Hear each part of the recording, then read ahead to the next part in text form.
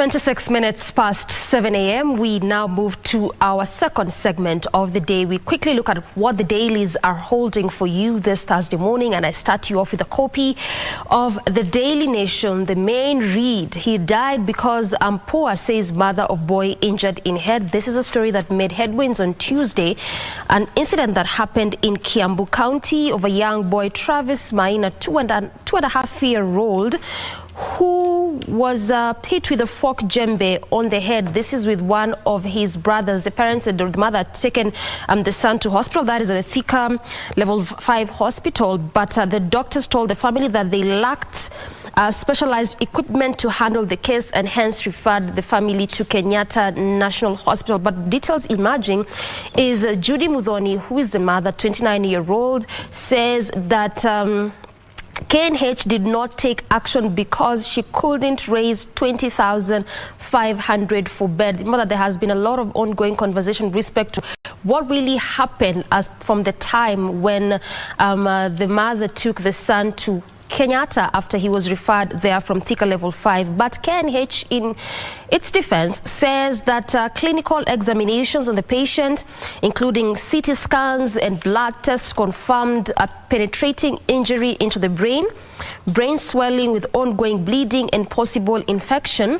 Additionally, the ability of his blood to clot was impaired, requiring correction before any surgical intervention. This is part of what the statement from KNH reads. Also, KNH father said that they did all they could to save the life of the young boy, but sadly he succumbed.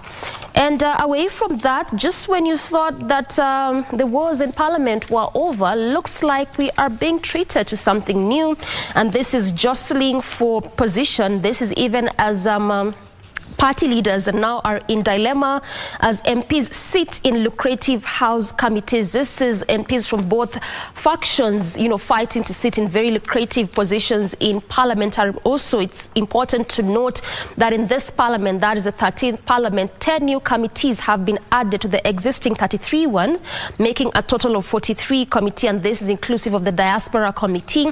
What we have here is out of only 12 slots available for a very powerful committee in Parliament, that is the Budget and Appropriations Committee. Some 100 MPs from Azimio la Umoja now want to be in this particular committee, and this is a committee that only has capacity for 12 positions only. When it comes to the Kenya Kwanza side, 79 MPs are battling to against 8 slots available. This is for the Transport Committee. So we also wait to see how this will pan out, particularly from party leaders, and this is from both sides, that is Azimio as well as Kenya Kwanza. Also, key important committees to note in Parliament, whereby we are also seeing this jostling of positions, include the Health, Energy, Public Accounts, the Finance and Planning and Water and Irrigation Committee. So that is what is happening in Parliament there, particularly in the National Assembly.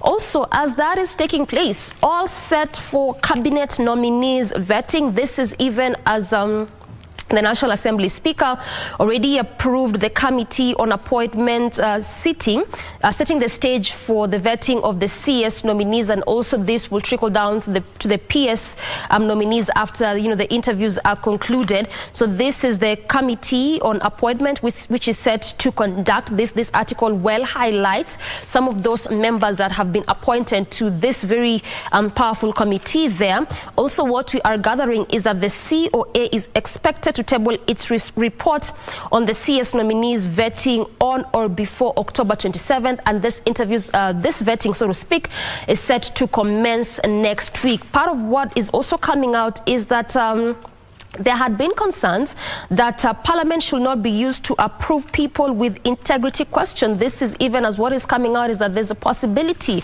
of having some parliamentarians leaning towards one side, given the fact that we are seeing some of these CS nominees who had integrity questions, but also what we are gathering from the ODPP is that quite some of these cases have been dropped. But also, even as we speak of that, DCI boss to be named anytime soon. The chairman had not really quite put forth the names of the 3 who made it to the final list. This is also after those interviews were conducted on Tuesday. The 10 who were shortlisted, and that has been narrowed down to 3.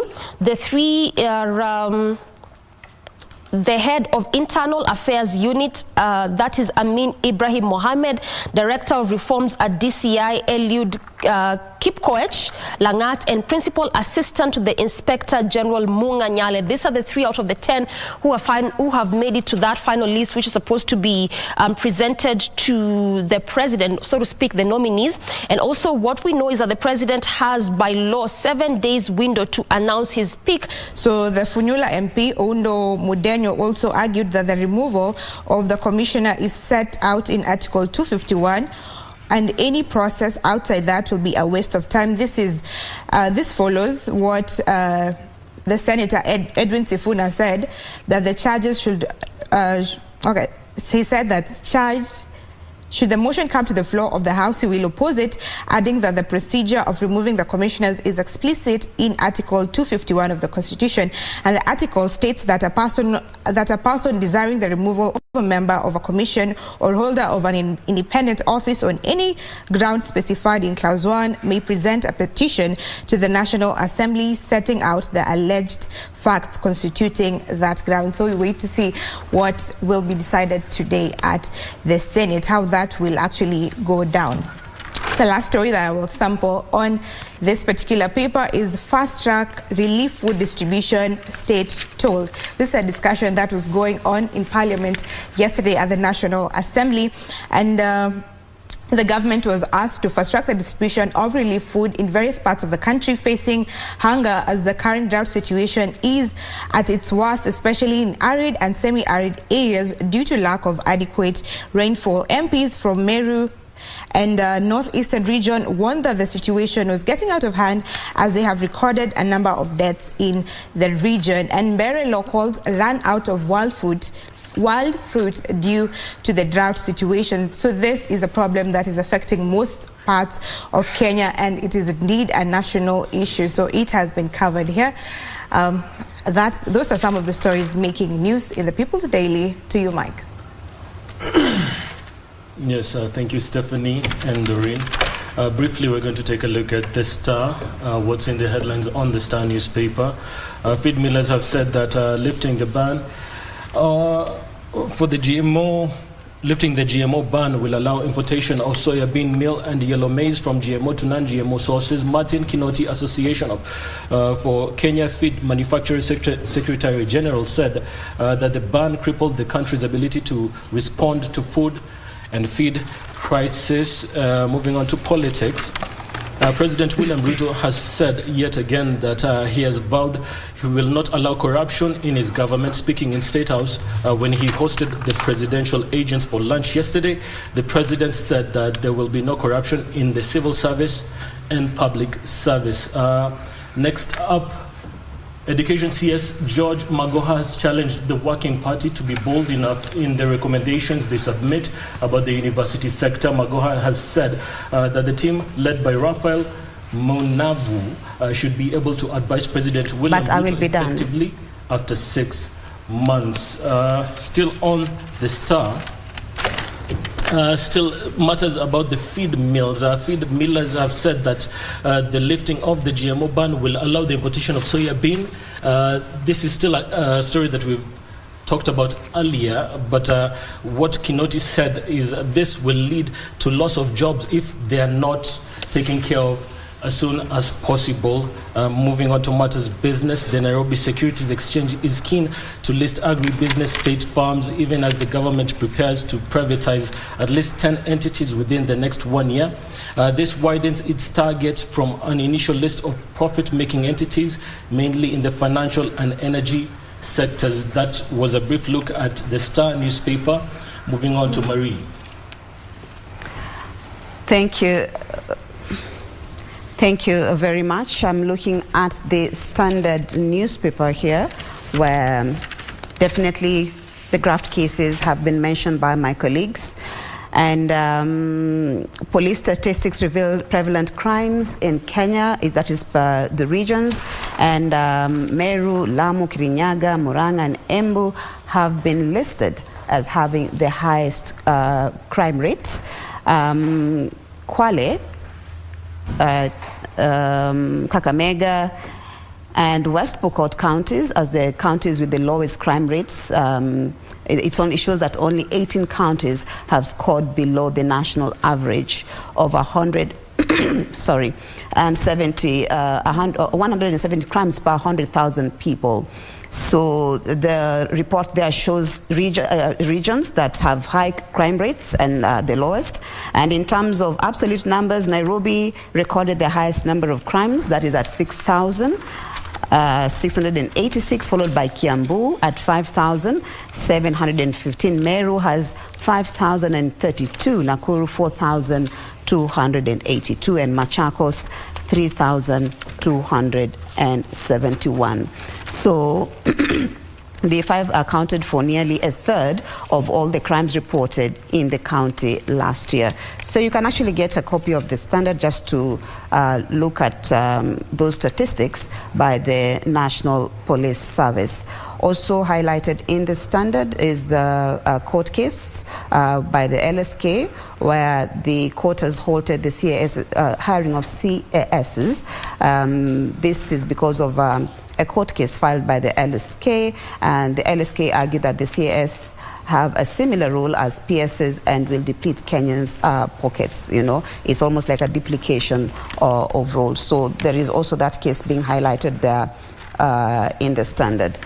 The other thing is the hiring of the 116,000 teachers by the TSC. That was actually announced by the Deputy President Rigathi Gachagua yesterday. That has also been highlighted in the Standard. And the issue of delocalization, you know, Gachagua says that instead the new teacher, there's going to be a new teacher-friendly process that will see tutors given incentives to voluntarily work away from their home counties, you know, to encourage them to work in other counties other than the policy that has been there. So they will be doing away with the delocalization of teachers. And remember, the 42-member task force was also inaugurated yesterday. That also will be kicking off the review of the CBC education curriculum. All that has been highlighted in the Standard newspaper. So you can get a copy of that to get that and more. So back to you, Doreen. Now, coming back to the Daily Nation, picking up from that particular story on the ODPP with some of those cases that he thwarted, key among them being Ruto allies. This is even as concerns are brewing as to why this is just happening now. The latest entrant to that being Ben Chumo. Aisha Jumo is the CS, who is the CS nominee of Public Service and Gender. This is on that particular graft cases of about 19 million that was leveled against her. This is actually a matter that has been in court for the past 3 years. In fact, going by what the DPP had said some time back is that he had enough evidence, but then just as I said, concerns are really coming out as to why this is happening now, and part of those concerns are emanating from the Law Society of Kenya, who yesterday questioned the independence of the prosecutors and just why this is happening at this moment. Away from that, coming to the CAS position,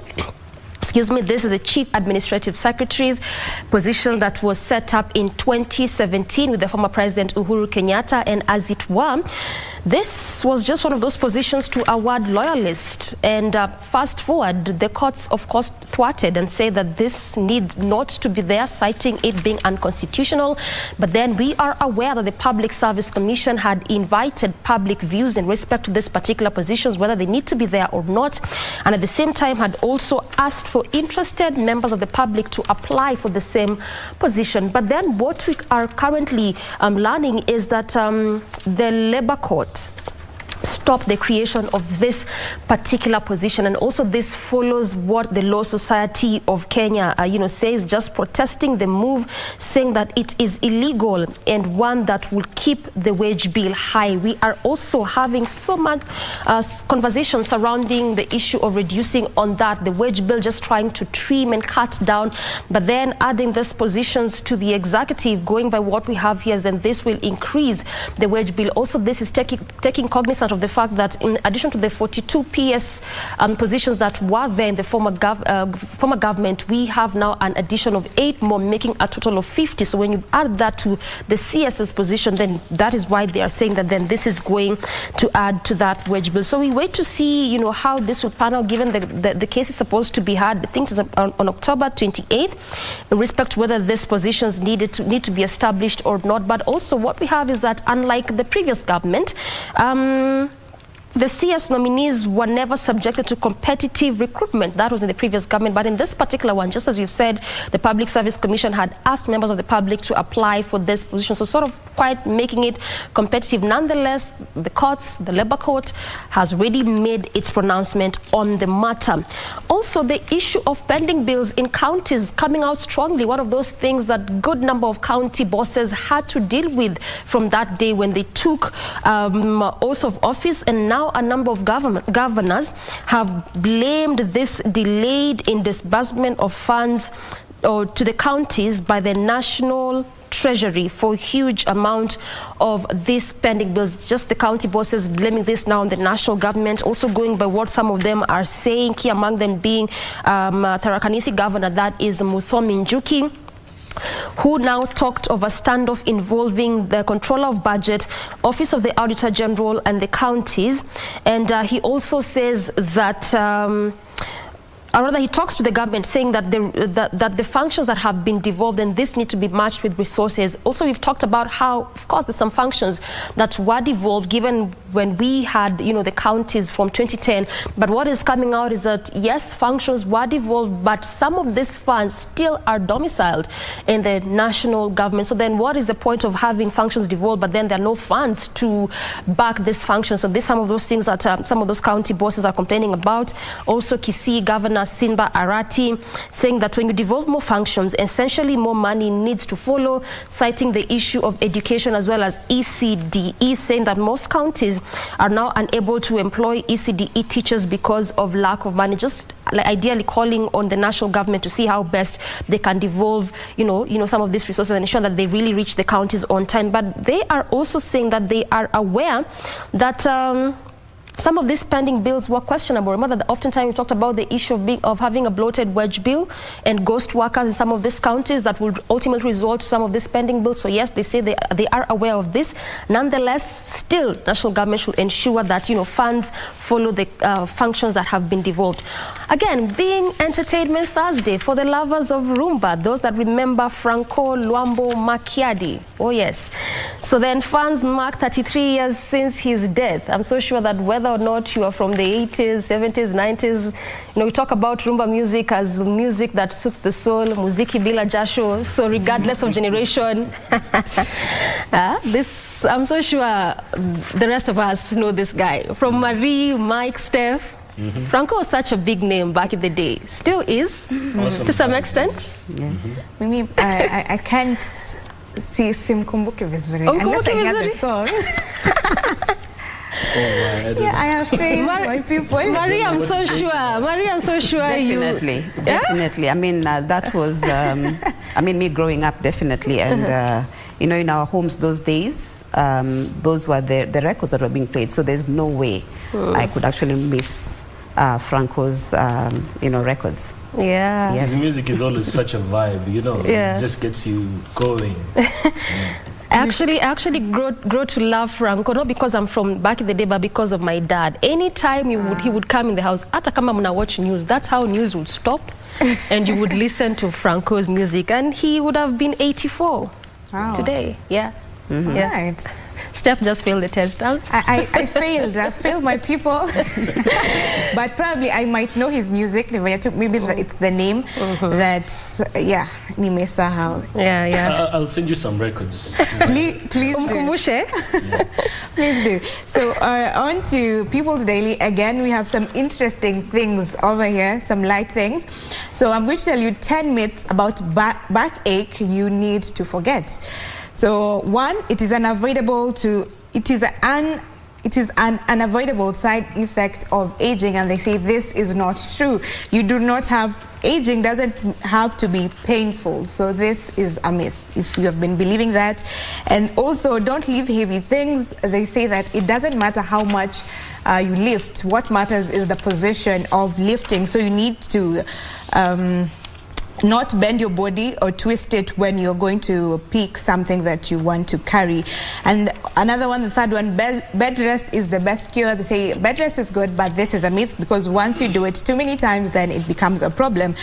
Another one, the fourth one, farmer mattresses are better. So it has been said that this is a myth because it depends with the condition that one has. So farmer mattresses can be a problem for you if you have a backache problem. So it depends on the situation. The fifth one, a hot bath relieves pain right away.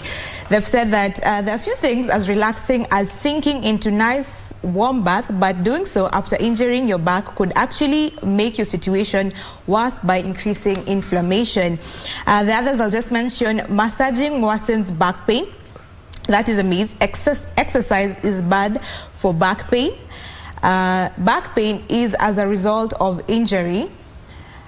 Back pain often ends up in spine surgery, and back pain ends up in paralysis. So if you have had these beliefs, then now you know that they are myths. On to something else, on the wacky world. You know how technology has been evolving over the years, and it's actually interesting to see how crazy people can go with technology.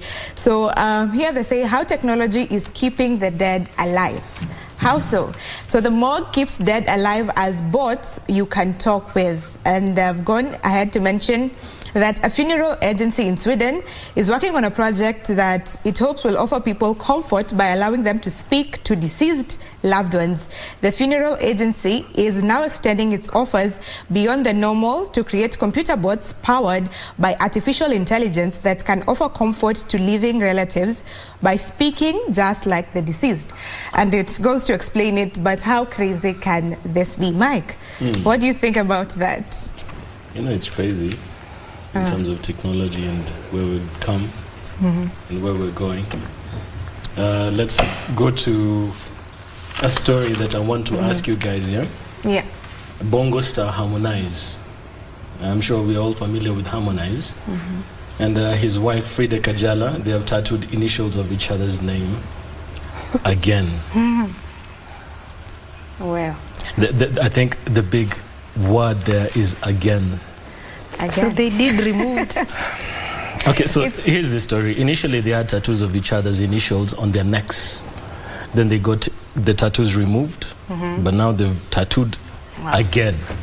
Why? I mean, why go through all that trouble and you're not sure that you're going to stay together again, because they might just break up tomorrow? I feel like this makes me think of the way you would post pictures of your significant other online, and then after a few squabbles here and there you remove. Then when things go back to rosy you put. Then when it's a bit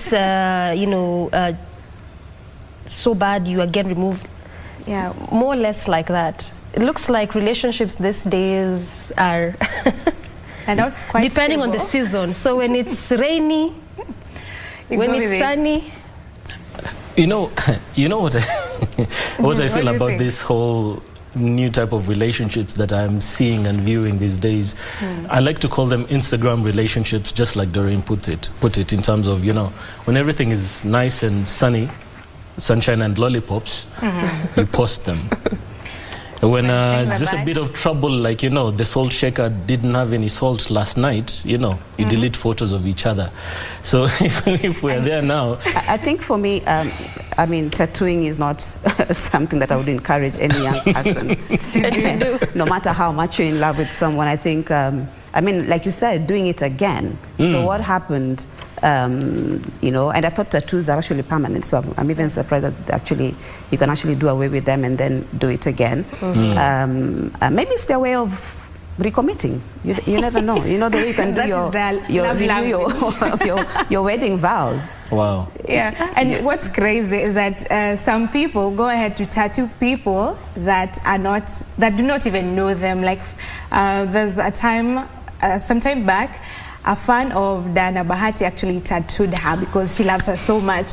And I mean, how crazy is that? I remember that. And it's actually quite a big tattoo on her back. It was her face, right? For some time. Yes, she tattooed the face of Diana Bahati. And of course, Diana Bahati went and visited her, but I mean... Okay, here's the thing. Tattoos are fun. Tattoos are fun, but let it be personal.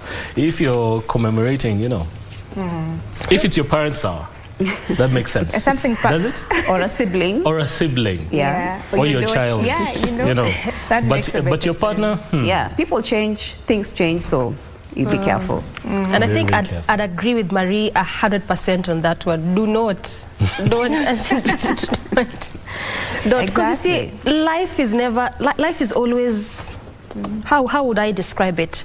It's never a straight line. Yeah. So you see, things always happen. And I mean, you do not really want to just be interfering with some part of the body that today things are okay, so this is how I'm showing how I love you, and tomorrow things get thick and salty and chilly, and because of pride I remove it. Then, you know, you don't really want to do all of that. And there are very many ways of, I mean, showing love to your loved ones. Yeah, doesn't have to be. But anyway, it's a personal choice at the end of the day. Yes. Nice. Yeah, so here in the Standard newspaper, a lot, I mean, has been highlighted again. Matters education, where the Deputy President is saying more resources will be channeled to the education sector, especially here in Nairobi, where he said that there is need for more classrooms, or more classes for that matter, to be able to take care of the huge population of children who are out of school simply because of not enough space, and also, I mean, the congestion. For instance, he talked about, you know, only having 260 primary schools, only 100 secondary schools. That is just within Nairobi.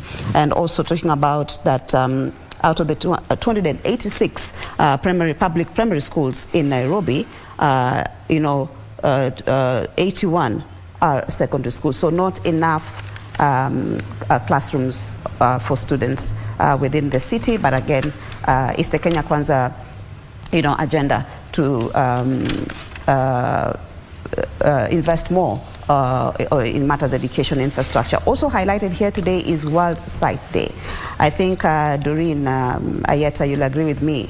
Unless you have a problem with your eye, it's painful, we never really take care. I think most of us just go to the chemist, get some, you know, eye drops and that. But here it's being highlighted how it's important to take care of our eyes, because it could be, I mean, it's one of the leading causes of blindness if you ignore it. So it's highlighted here today is World Sight Day, and the theme is Love Your Eyes. In fact, according to the Director General, that is Patrick Amoth, there's actually technology they've deployed in schools where teachers can actually use it to screen pupils and be able to detect the problems early enough for care, that is. I think that's very nice, you know, technology coming in to help such cases, such situations, because it's easy for people to diagnose. We know Kenyans, we diagnose our own problems, and then it gets to a time, then it's too serious, and now you come to regret about it. So celebrating the World Eye Day, I think we are doing great if we have technology deployed in school to help diagnose the problem early. And I've also seen a similar article on the Daily Nation with respect to the same, Wild Eye Care Day. It's really important, and that was, just a good highlight there. Don't diagnose, just as Steph has said. These things are serious, and some of these issues that you diagnose yourself could actually end up to what now we call blindness. So important to just take care of your health. And it's just a good place to also end this segment. This has been in the headlines, just highlighting for you some of those stories that have made headlines, the different dailies that we have, from the Standard, the Star, the People Daily, as well as the Daily Nation. But Good Morning Kenya still continues after this break. Plenty more of Matters Entertainment on the other side. Stay with us.